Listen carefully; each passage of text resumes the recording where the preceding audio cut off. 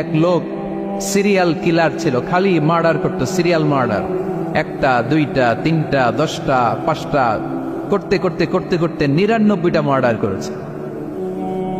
কয়টা? এলাকায় আছে নাকি এরকম কেউ? 99টা মার্ডার। কল্পনা করা যায়? 99 জন মানুষকে সে নিজ হাতে হত্যা করেছে। 99 মার্ডার করার পরে তার মনে ভয় আসলো, হায়রে, না জানি আল্লাহ আমার সাথে কেমন আচরণ করে আখিরাতে।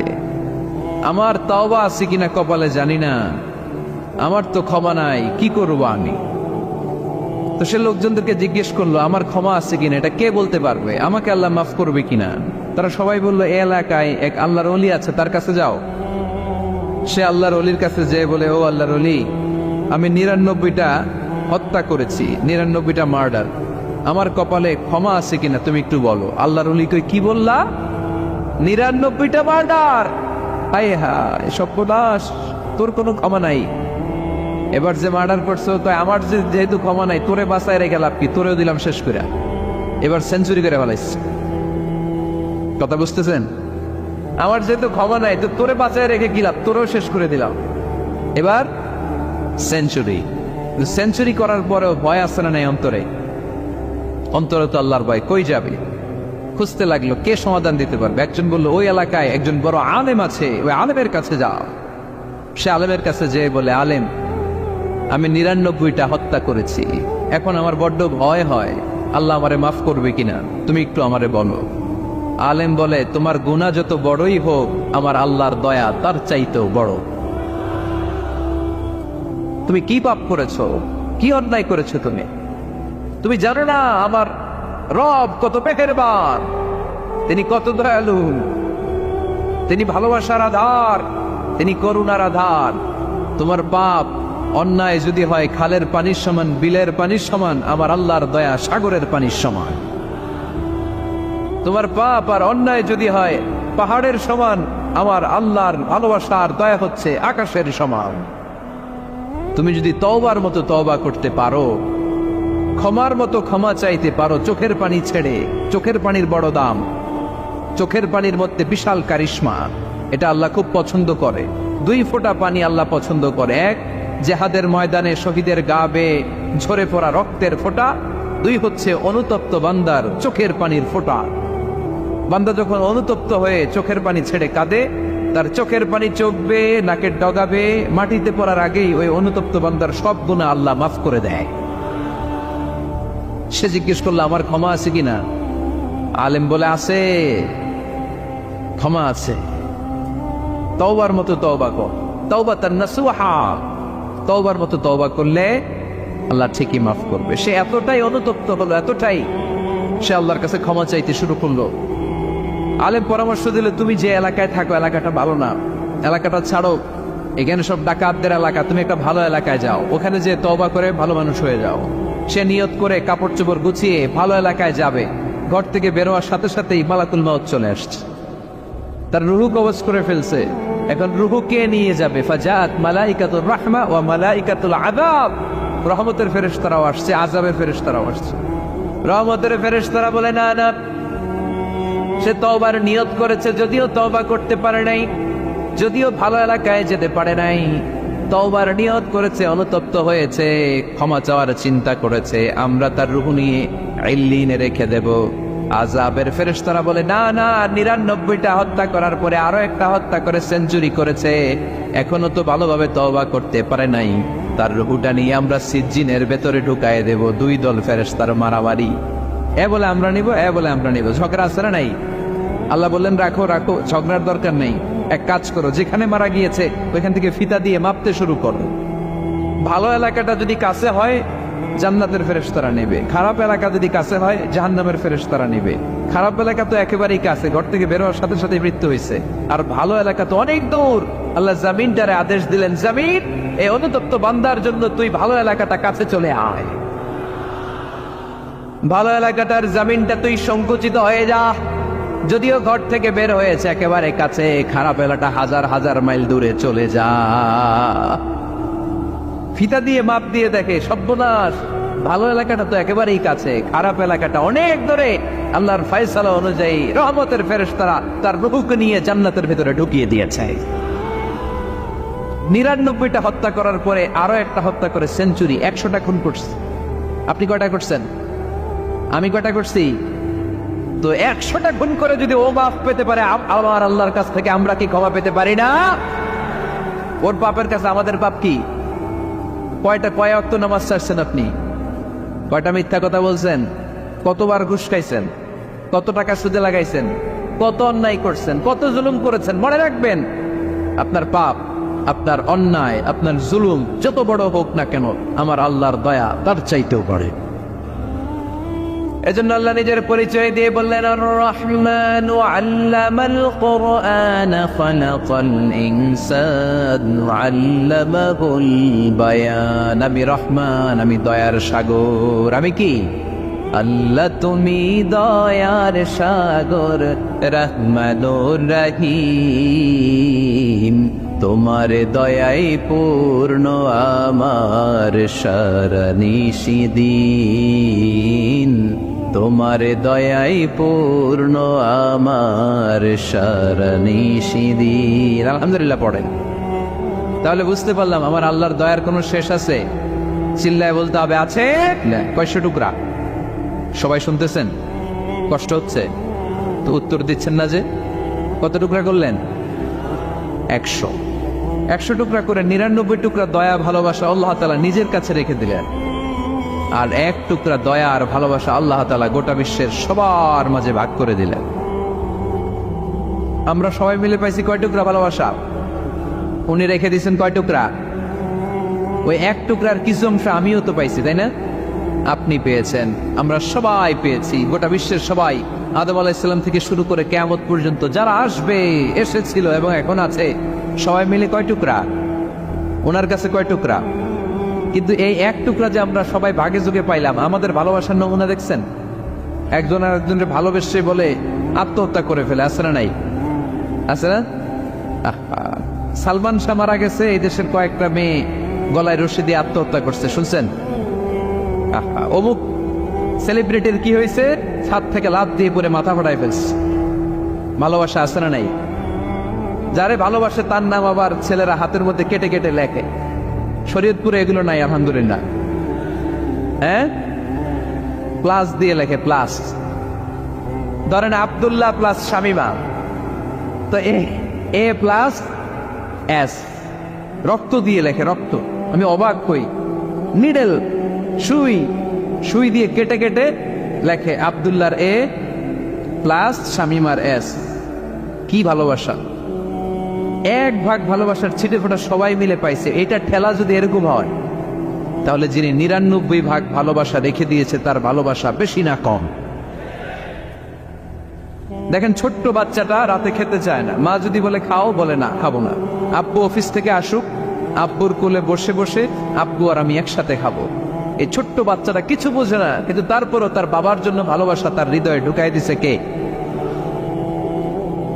আপনাদের এলাকায় মুরগি পালেন না আপনারা? মুরগি যখন বাচ্চা নিয়ে হাঁটে, দেখবেন মুরগি ছানা ধরা যায় না। ধরতে গেলে মা মুরগিটা কি করে? কামড় দিতে আসে। এই ছোট্ট বাচ্চাগুলোর জন্য মা মুরগিটার হৃদয়ের ভিতরে ভালোবাসা ঢুকাই দিল কে? আমি পত্রিকাতে এমনও দেখেছি, বন্যায় এক মা পানি খেতে খেতে মরে গিয়েছে, কিন্তু শিশুটাকে একটা বালতির মধ্যে চাপিয়ে মাথায় তুলে ধরে রেখেছে। মা পানি খেতে খেতে নিজের জীবনকে বিলিয়ে দিয়েছে, কিন্তু বাচ্চাটা মরে নাই। বাচ্চার জন্য কি ভালোবাসা! এই ছোট্ট বাচ্চার জন্য মায়ের হৃদয়ে জান স্যাক্রিফাইসের মতো এই ভালোবাসা ঢুকাই দিল কে? আমাদের প্রতিদিনই ভালোবাসা, সকালে ভালোবাসা, বিকেলে ভালোবাসা, সন্ধ্যায় ভালোবাসা, শীতকালে ভালোবাসা, গ্রীষ্মকালে ভালোবাসা। আমাদের ইসলামে শুধু ভালোবাসাবাসী, ঠিক কিনা? রাসূল আমার ভালোবাসা, রাসূল আমার আলো আশা, রাসূল আমার প্রেম বিরহের মূল আলোচনা, রাসূল আমার কাজে কর্মের অনুপ্রেরণা। চিল্লায় পড়েন আল্লাহু আকবার। আমাদের ভালোবাসার কোনো কমতি আছে? 24 ঘন্টা আমাদের ভালোবাসা আছে না নেই? 365 আমাদের ভালোবাসা আছে না নাই? এই জন্য আলাদা করে আমাদের কোনো দিন লাগে না বিশ্ব ভালোবাসা দিবস দরকার হয় না। যারা মাকে দেখতে পারে না, বাবারে দেখতে পারে না, এরা একদিনের জন্য মা বাবাকে উইশ করতে যায়, আর নাম দিছে বিশ্ব মা দিবস, বিশ্ব বাবা দিবস। কিছুদিন আগে দেখলাম বিশ্ব ডিম দিবস। কি দিবস? আমি কি মিথ্যা বললাম? ছিল একটা বিশ্ব ডিম দিবস। কিছুদিন পরে বানাবে বিশ্ব বাঁশ দিবস, যে যারে বাঁশ দিতে পারে। এরপর একটা বানাইছে শুনলাম বিশ্ব চিন্তা দিবস। তো এটা কি দিবস? কয় এই দিন আমরা সবাই মিলে চিন্তা করি যে আসলে আমাদের কি চিন্তা করা দরকার, আছে না নাই? তো এই যে ওরা বিশ্ব মা দিবস, international mother day, international father day, মা দিবস বাবা দিবস বছরে একবার ওল্ড হোমে রেখে আসে, বৃদ্ধাশ্রমে। যেহেতু সারা বছর বৃদ্ধাশ্রমে, বছরে একদিনও যদি মারে স্মরণ না করি কেমন হয়? তো একদিন ওই মা দিবসে মারে একটা কার্ড দিয়ে উইশ করে আসে, কিছু টাকা দিয়ে আসে। ওদের তো মা বাবার প্রতি দয়া নাই, শ্রদ্ধা নাই, ভালোবাসা নাই। এজন্য ঘটা করে ওদের দিবস পালন করা লাগে। আমাদের 24 ঘন্টা 365 দিনই ভালোবাসা, তাই এই দিবস ফিবসের আমাদের দরকার নাই। চিল্লায় বলেন ঠিক কিনা? জন্মের পর থেকেই তো আমাদের ভালোবাসা, মৃত্যু পর্যন্ত ভালোবাসা, আমৃত্যু ভালোবাসা। এই জন্য বিশ্ব ভালোবাসা দিবস, এটা ইসলাম কখনো সাপোর্ট করে না। ভালোবাসার কেন্দ্রবিন্দু একজন, চিল্লায় বলতে হবে তিনি কে? 100 টুকরা করে আমাদেরকে দিয়েছেন কয় টুকরা? উনি রেখেছেন কয় টুকরা? দেখেন, এক টুকরা ঠেলায় বিশ্ব ভালোবাসা দিবস আমরা পালন করি। ভালোবাসার গান, ভালোবাসার নাটক, ভালোবাসার ফিল্ম, ভালোবাসার কবিতা, অভাব নাই। কত ভালোবাসার স্টোরি আপনারা জানেন, এত ভালোবাসা। কিন্তু সবাই মিলে ভালোবাসার এক অংশ আমরা ভাগে যোগে পেয়েছি। এক অংশের নমুনা যদি এমন হয়, 99 টুকরা ভালোবাসা যিনি রেখে দিয়েছেন নিজের মধ্যে, তার ভালোবাসা বেশি না কম? চিল্লায় বলেন বেশি না কম? এজন্য আমরা আল্লাহর ভালোবাসার ভিখারি, আমরা আল্লাহ তাআলার রহমতের ভিখারি। আল্লাহর রহমত ছাড়া কেউ কোনোদিন জান্নাতে যেতে পারবে? কোনোদিন নিজের আমল নিয়ে বড়াই করবেন না। আপনারা কি ভাবেন যে আপনার আমল দিয়ে আপনি জান্নাতে যাবেন? শরীয়তপুরের আজকের এই প্যান্ডেলে যারা বসে আছেন, কার এরকম ভরসা আছে যে হুজুর আমি এত আমল করেছি, আমার আমলের বদৌলতে আমি জান্নাতে ঢুকবো? কে কে আছেন দেখি? আল্লাহর ওলি আছে? এরকম কোন আল্লাহর ওলি? হ্যাঁ, আছে? নাই। আল্লাহর হাবিব বললেন, আল্লাহর রহমত ছাড়া, ভালোবাসা ছাড়া কেউ কোনোদিন জান্নাতে ঢুকতে পারবে? আম্মা জান আয়েশা বললেন, ইয়া রাসূলুল্লাহ আপনিও না? আল্লাহর হাবিব বললেন, না আমিও না, তবে আল্লাহর রহমত আর দয়া সেদিন আমাকে ঘিরে রাখবে। মান নুকিশা উযিবা, যার হিসাব আল্লাহ সেদিন চাইবেন সে ধরা খেয়ে যাবে। সব সময় আল্লাহর কাছে এই দোয়াটা যেন আমরা করি, আল্লাহ কিয়ামতের দিন তুমি আমার হিসাব নিও না, আল্লাহ তুমি আমার বিচার বসিও না, আল্লাহ তুমি দয়া করে আমারে মাফ করে দিও। আল্লাহ যার বিচার করবেন ও জাহান্নামে যাবে, আর যার বিচার করবেন না সে জান্নাতে যাবে। আল্লাহ যদি বিচার করে আর পাই টু পাই হিসাব নেয়, নামাজ পড়লি না কেন, রোজা রাখলি না কেন, মিথ্যা বললি কেন, খাদ্যে ভেজাল দিলি কেন, মাছে ফরমালিন দিলি কেন, যৌতুক খাইলি কেন, ঘুষ খাইলি কেন, উল্টাপাল্টা করলি কেন, জিনা করলি কেন, একটার পর একটা প্রশ্ন বানে যদি সেই ভয়ঙ্কর দিনে আল্লাহ আমাদেরকে জর্জরিত করে, আমাদের কোনো উত্তর আছে? সেদিন আমাদের বাঁচার কোনো উপায় আছে? তাই আমরা সবাই আল্লাহর কাছে দোয়া করবো, আল্লাহ কোনো বিচার টিচার মানি নাও, কোনো বিচার করতে পারবে না, দয়া করবা। কথা কয় না? কি করবে? এবার আওয়াজ করে বলেন, বিচার চান না দয়া চান? রোজ হাসরে আল্লাহ আমার করোনা বিচার, আল্লাহ করোনা বিচার, পড়েন আমিন। রোজ হাসরে আল্লাহ আমার করোনা বিচার, আল্লাহ করোনা বিচার, বিচার চাহি না তব দয়া চাহে এ গুনাহগার, আল্লাহ করোনা বিচার। পড়েন আমিন। তিনি যদি দয়া করেন তবেই আমরা জান্নাতে যেতে পারবো, ঠিক কিনা? এজন্য আল্লাহ বললেন, আর রহমানু আল্লামাল কুরআন খালাকাল ইনসান আল্লামাহুল বায়ান। আমি হলাম রহমান। কাফেররা বলে রহমানকে জানি না, রহমানকে চিনি না। আল্লাহ বলে রহমান রে চিনে না, আমার নাম রহমান, আমি দয়ালু, আমি মেহেরবান, ঠিক কিনা? এজন্য প্রতিদিন সূরা ফাতিহায় দ্বিতীয় আয়াতটা আমরা কি পড়ি?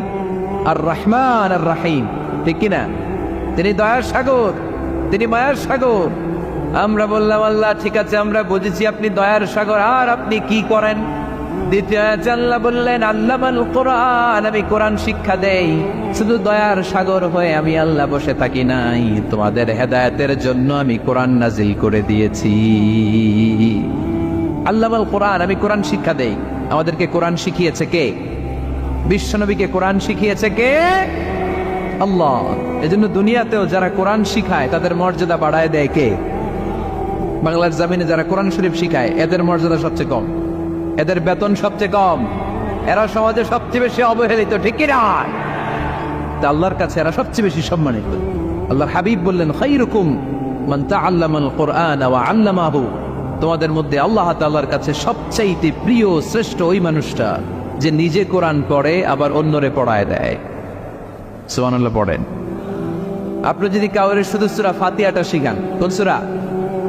সূরা ফাতিহাটা যদি শিখায় দেন, সে যতদিন সূরা ফাতিহা তেলাওয়াত করবে ওই তার তেলাওয়াতের একটা পার্সেন্টেজ সওয়াব আপনার আমলনামায় আছে না নাই? সে যদি আবার আরেকজনের শিখায়, ওই লোক যদি আবার আরেকজনের শিখায় দেয়, এরকম যতজনকে তারা শিখাবে প্রত্যেকের তেলাওয়াতের একটা পার্সেন্টেজ সওয়াব আপনার আমলনামায় ঢুকায় দিবে কে? এজন্য কোরআন নিজেও শিখবো, অন্যকেও শেখাবো। রাজি আছেন তো? আপনাদের এখানে মসজিদে কোরআন শিক্ষার আসর আছে নাকি? হ্যাঁ, এই যে বাড়ির পাশে যে একটা মসজিদ দেখলাম, কোরআন শিখায়। কিবার শিখায়? প্রতিদিন। কে শিখায়? ইমাম সাহেব। বেতন টেতন দেন তো? কত দেন? 1 লক্ষ মাসে? 5-6,000 বলে কি? এক একটা ইমামের কমসে কম 1 লক্ষ টাকা বেতন হওয়া দরকার, ঠিক কিনা? না খেয়ে না পড়ে অল্পতে তুষ্ট থেকে যারা শুকরিয়া করে এরা আমাদের আইম্মাতুল মাসাজিদ, মসজিদের ইমামরা, মসজিদের মুয়াজ্জিনরা। এক একটা মসজিদের মুয়াজ্জিনের গলা হবে এরকম বিশাল উঁচু। কিয়ামতের ময়দানে সবাই আমার দিকে তাকায় থাকবে, কিরে ভাই তোর গলা উঁচু কেন? সে বলবে আমার এই গলা দিয়ে প্রতিদিন 5 বার আমি আজান দিয়েছি। কিয়ামতের ময়দানে ঠিকই সম্মানিত, দুনিয়ায় আমরা চিনলাম না ওনাদেরকে। এজন্য কোরআন শিক্ষার আসর জন্য আমরা গড়ে তুলি। তালিমুল কোরআন প্রজেক্ট লাগবে, শিশুদের কোরআন শিক্ষার আসর, নারীদের কোরআন শিক্ষার আসর, বয়স্কদের কোরআন শিক্ষার আসর। আমরা কোরআন শিখে মরতে চাই, কোরআন জেনে মরতে চাই। No excuse will be granted that day. সেদিন আল্লাহ কোনো এক্সকিউজ গ্রহণ করবে না। সব পারো, হিন্দি তো ঠিকই কইতে পারো। হিন্দিতে কথা কইতে পারে না ছেলেপেলেরা? হিন্দি সিনেমা এমন দেখা দেখে হিন্দিতে কথা কইতে পারে। তো হিন্দি ভাষা বুঝতে পারলে, শিখতে পারলে আরবি পারলা না কেন? কোন এক্সকিউজ, ওজর, আপত্তি সেদিন আল্লাহ গ্রহণ করবে না। শরীয়তপুরের ভাইরা, আসুন আমরা কোরআন শিখি, আসুন আমরা কোরআন পড়ি। প্রতিদিন একটা আয়াত হলেও কমপক্ষে আমরা যেন কোরআনের অর্থ পড়ি, বঙ্গানুবাদ পড়ি। রাজি আছেন তো? আপনাদের স্মার্টফোন আছে কার কার হাতে দেখি?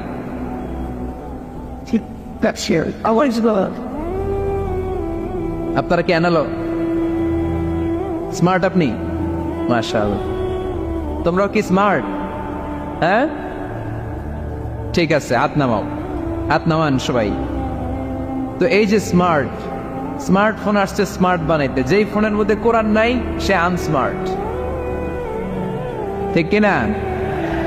যার মোবাইলের ভেতরে কোরআনের অ্যাপস আছে, ডাউনলোড করে অ্যাপস রেখেছে, সেই হচ্ছে আসল স্মার্ট।